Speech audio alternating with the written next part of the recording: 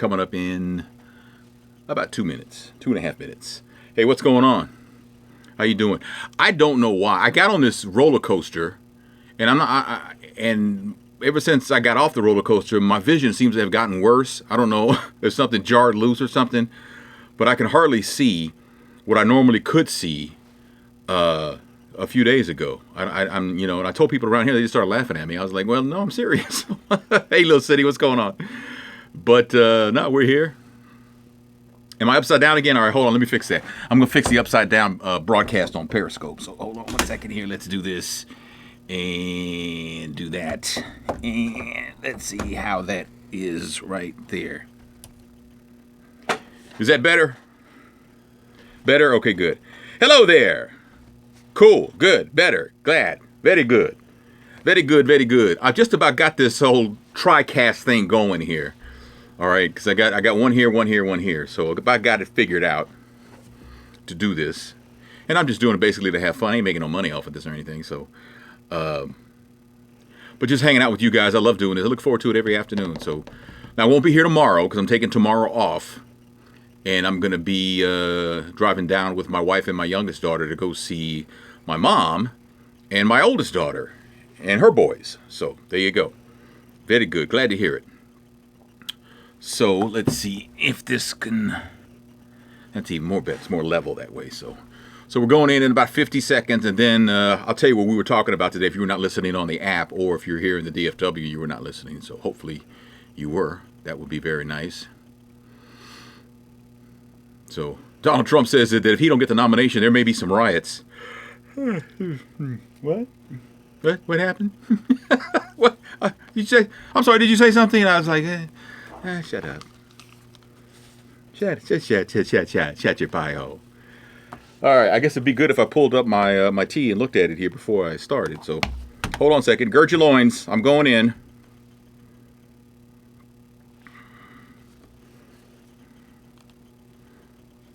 Uh-oh. Rosie mentioned me in a comment. Hold on, y'all. That's Kirk Franklin on Smooth R&B 105.7. On your smooth ride home, it's Tony Scott. Time to look at some entertainment news. Let me spill the tea here. Portia Williams is feeling better after fainting in her first-class seat on a flight from Atlanta to Miami. Pro tip here. People with money faint. People with no money like you and I, we just pass the hell out. It seems like a flight attendant asked if a doctor was on board this flight, and 3 doctors responded. Now, was the fainting the results of the recent non-surgery nose job that she had posted on the internet? Nah. Low blood sugar is the reason. And Portia's sister Lauren says that Portia goes through that every once in a while. She suffers from low blood sugar. And in the Real Housewives of Atlanta season 8 finale last weekend, the feds apparently showed up at Candy and Todd's house. And people were wondering why. Well, what kind of shenanigans are going on? What kind of tomfoolery is going on? I've never even said tomfoolery before. But turns out the feds were there to see some of Apollo's property that Candy and Todd were storing for him. And the streets are talking about the supposed strain on the friendship between Oprah and Tyler Perry. The Daily Mail says that the strain is because Tyler Perry cannot take criticism. Supposedly, Oprah had hired some writers to punch up the scripts for the haves and the have-nots because viewers were saying that the scripts were not up to par. And he resisted that. She apparently got frustrated and is ready to wash her hands of Tyler Perry, which I find, I got to call BS on that because come on, Tyler Perry, save that network. I'm just saying. That's the tea coming up. I've got passes for the Smooth Throwback Groove that's coming up April 9th at the Gas Monkey at 5:40 on Smooth R&B 105.7. Jazz. So we had a great conversation earlier today with the listeners here in Dallas about, here's a scenario. You're being cheated on. Okay? And would you want to find out on your own, or would you like someone to tell you, someone in your circle to tell you, maybe a relative, a sibling, a niece, maybe, I don't know, somebody close to you who, is in your circle. Would you rather just find out on your own, which could take a while, depending on how good a cheater someone is. No one's ever the perfect cheater, but sometimes, we're not looking for it. And when we don't look for it, we normally don't run into, right? Or would you just rather have someone tell you who knows? Because a lot of people, because I got an email from someone who says that her favorite uncle's wife, her auntie, her mom's sister is cheating on her favorite uncle. You want someone in your circle to tell you rather than have to find out on your own. And the mother said, don't say anything, because he eventually was going to cheat on her too, because the uncle isn't cheating on her. In fact, he adores her. He's always showering her with things. He helps with the kids. He's just a great husband. And she wants to tell him, but she was shut down. Says, no, you don't tell him. Which, and you know what, I kind of agree with. I mean, maybe, I don't know, if you were being cheated on, do you want your niece to tell you? I mean, really? Is that what you want? You don't want that, do you? You want somebody to tell you, who's a little older maybe, knows what's going on, you know? I don't know. Maybe I'm wrong. But I would want somebody close to me to tell me. I wouldn't, because I don't look for things like that. So I would find out like 5 years later, after I've been made a fool of and all that kind of stuff like that. I just don't see that being a good thing, to have to wait and find out. You would want to know? Yeah, you would want to know. Yeah. I mean, to me, it just seems like the most logical thing. But a lot of my callers says they would want to find out on their own, because they just don't trust people. I don't know. Yesterday we were talking about how if your significant other had a best friend from high school, they still best friends. They just happen to be, one, of the opposite sex, and two, they happen to be fine or handsome and, bodied up and everything like that. Would you have a problem with it? And one woman called and says that she would have a problem with it. And I asked her, I said, well, you don't trust your man? She goes, I completely trust my man. I don't trust the woman. And to me, it's like, if you trust your man, that's supposed to be enough, right? I told her she was damaged. But there are people who are damaged because they've been burned so many times, or they've never even experienced or seen a long-standing relationship that is seriously built on trust. Because, a lot of women will say all men cheat. You don't think a man and a woman can be friends? Really? Wow. I've had lots of female friends, and that's all they've ever been. You wouldn't have a problem with it as long as you've met them. Yeah, I mean, if your significant other's best friend, no matter who it is, you have to have met them, right? Otherwise, something's up. Now, if you've never met their bestie, their best friend, their boy, right, their ride or die, yeah, something's wrong with that relationship, right? Because normally that person is like almost like a blood brother, Yeah, I mean, if you haven't met them, yeah, something is. So now I will say that something is wrong there. There's some fish smelling. So what they used to say? There's something smell. I don't know, but but there's something like that. Something would be wrong with that. Yeah, I agree with that. That wouldn't be cool at all. But yeah, I mean, for people who say that all men cheat, there are a lot of men out there. Most men out there love and adore their woman, and don't even want another woman. Now, in your circle, it may be different, but overall, it's not even mathematically possible for most men to cheat. Most men in your circle, yeah, probably. But then what does that say about you? That's what I always say, because most men do not cheat. Most women do not cheat. It just doesn't happen. But maybe most men or most women in your circle may cheat. And there's a huge difference there, And when you apply that logic to these polls that they take on different issues around the world, it's all relative to who they asked. If they asked 100 people in America, all across America, that would be, an interesting thing. But that never really happens that way. Because the polls are never going to be accurate. And we know this, and yet we still say, a poll says, and then we fall for it. We believe it.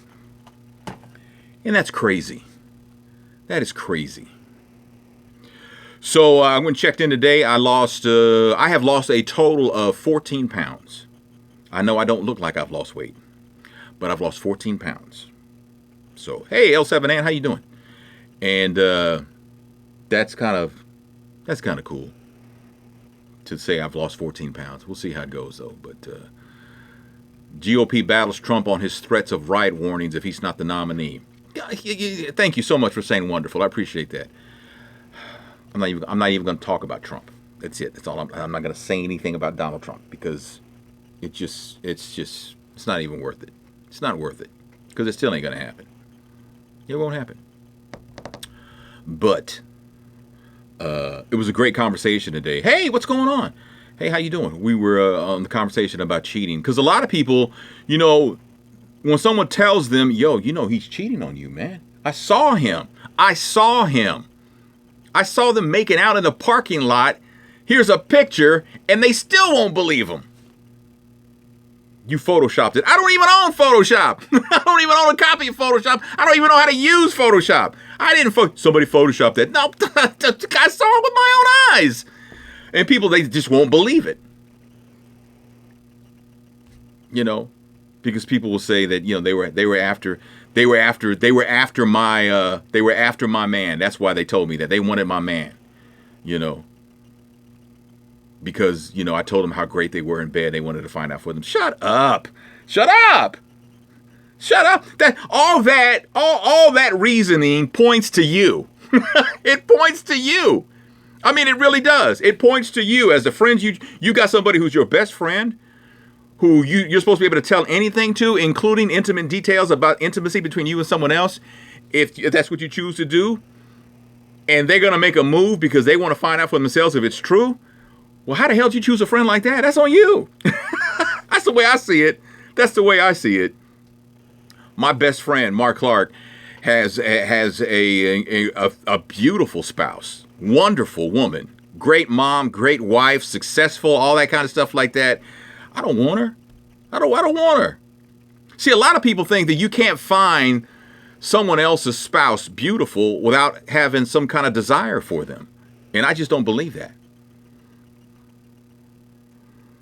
Well, most marriages are not making it today because, for a lot of different reasons. You can't really put all of them in one box. There are lots of different, some of them are financial, some of them are in-laws, some of them are different lifestyles, some of them are growth. Sometimes you outgrow each other, you know, or sometimes one grows and one doesn't, you know. It's a lot of different reasons. And yes, infidelity is one reason too. But, you know, by and large, I don't think you can just say, you know, nah. You know, is it true that half of all marriages fail? I think so, and that's sad to me. You know, now I've been married twice. You know, my first marriage ended in divorce, and it's something that I've never been proud of, and I've always regretted, although only because I failed at something. I don't like failing at anything, and you know, my second marriage, my current marriage, is to a woman who, I don't know what I did to deserve her, but she understands my quirks. She understands my weaknesses. She understands my strengths. She understands me and how I'm just a little different. You know, she gets all that about me. I think mostly because she understands that above anything else, I want to take care of her. And I want to take care of, you know, our children and my, you know, well, my daughter from my first marriage is she's a grown-ass woman now, so she's got her own thing, but I would always be there for her. I always have her back. So that's just how I am. But yeah, it's amazing how we sometimes will, yeah, you know, I never realized, thank you for saying that it's true love. I never realized just how true our love is until not too long ago, to be quite honest with you. You know, when I found myself, when I was living in St. Louis and I would find myself like in the morning, I'd get up earlier. That is being a great father too. You know, well, I get up early and I would just watch her sleep because she just looks so peaceful, you know, and I just enjoy doing that. And the thing about, I'm a great father because my father was an awesome father. My father was a great dad, right? You know, and, you know, there's a lot of things he didn't understand, you know, but there's a lot of things that he did that, my father will have been gone 6 years this year, right? Yeah, most men love their daughters. Yeah. But I mean, you know, but my father, he was like the blueprint of how to be a dad and how to be a man and how to be a husband. He loved my mother so much that he used to always say his life didn't begin until he married my mother. And, you know, they were married 55 years, and, you know, he never wanted to do anything without her. You know, he didn't go out with his male friends from the job. Yeah. I mean, I don't know. You know, their love is an awesome love. Thank you for saying that. Yeah, they you know, he didn't hang out. He hung out at home. You know, And I'm kind of like that, you know. I mean, I'll do different things because they're related to the job, you know. And if Mark came to town, we would go up the street and eat some burgers and wings and go nuts like that. Yeah, when my 55 years, when my mother married my father, she was 15, and when he died, she was 70. So I had a great example, and I would see, you know, if I was up early enough to see him go off to work, he kissed my mother, and when he came home, he kissed my mother. You know, he would do things like that. I remember when I was a senior in high school, you know what? The focus isn't there. And a lot of, you know, there are distractions. Not really. There's not too many. There's not distractions. If you're married and you're committed to your marriage, then that's all that really matters. Distractions be damned. Because Steve Harvey said that. Now, Steve Harvey's been married 3 times. And Steve Harvey says now he looks at, okay, what's the loss probability if I do something outside my marriage? What's the loss? What's the downside of this? You know, and you look at things like that, you know.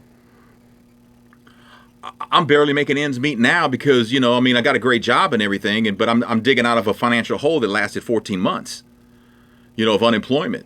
So that's my focus. So I couldn't afford something on the side, you know, and I happen to be blessed and cursed with a low sex drive. So I'm not looking at, I mean, I'll see a woman and say, wow, she's beautiful. And that's it. Because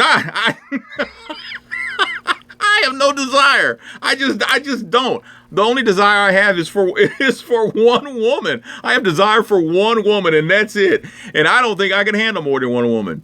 I've always been that way, though. I've been that way my entire life, you know? I mean, in my radio career, have I been offered threesomes and all that stuff? Yes, I have. And I've turned everyone down. Because that's just not my thing.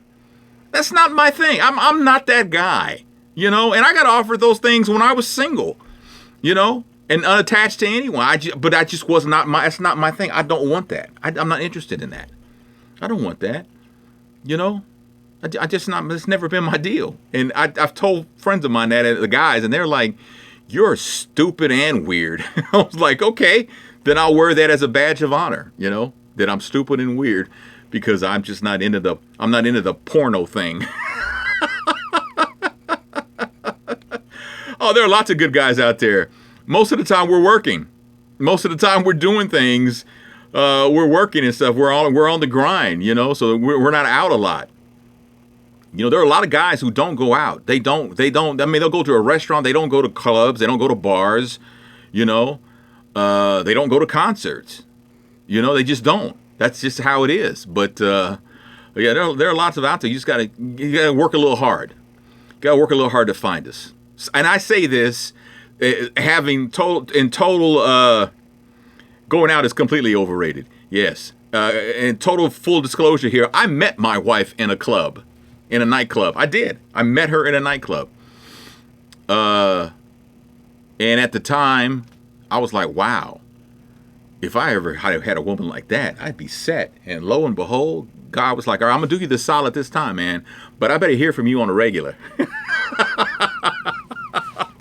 So that's kind of like how that turned itself out, though. Look, I got to go because I got about a minute left and I got to give away these tickets. So I'll say goodbye to Facebook right now. Thank you for hanging out with me. I'll say goodbye to YouTube.